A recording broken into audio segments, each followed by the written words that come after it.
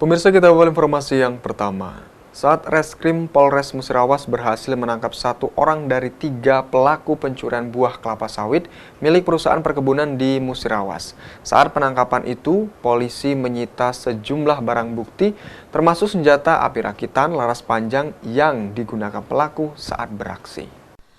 Penangkapan ini atas laporan pihak perusahaan kelapa sawit yang berada di Kecamatan Tiangpungpung, Kepungut, Kabupaten Musirawas, di mana pihak perusahaan memergoki aksi kawanan pencuri buah kelapa sawit di lahan perkebunan perusahaan. Oleh para pelaku yang ketiganya berusaha melawan dan menodongkan senjata api rakitan laras panjang kepada satpam perusahaan. Polisi akhirnya bergerak cepat dan berhasil meringkus 1 dari 3 pelaku pencurian pada 15 Maret 2022 di lokasi kebun kelapa sawit.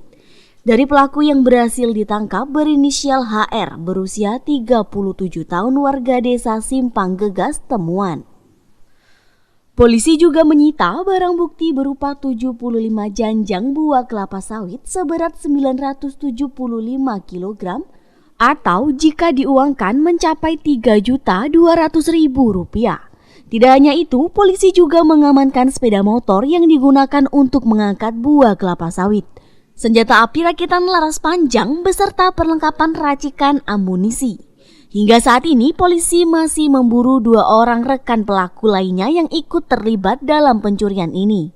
Atas perbuatannya, kini pelaku diamankan di ruang tahanan Mapolres Musirawas dan dijerat dengan pasal 365 KUHP dengan ancaman hukuman maksimal 9 tahun penjara. Kami dari Satreskrim Polres Musirawas rilis untuk kejadian semalam, yaitu adanya pencurian dan kekerasan buah sawit di PT Eva yang ketiga tersangka semuanya menggunakan selfie. Jadi dengan kronologis bahwa ketiga tersangka mencuri buah sawit yang sudah dipanen oleh perusahaan dengan cara menodongkan selfie kepada pekerja. Namun di situ bisa diamankan 1 TSK inisial HR dan yang 2 lagi melarikan diri. Untuk BB kita amankan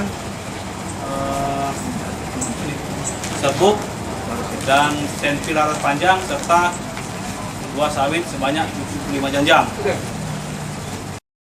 Yolanda Monika Putri, Silam Pari TV.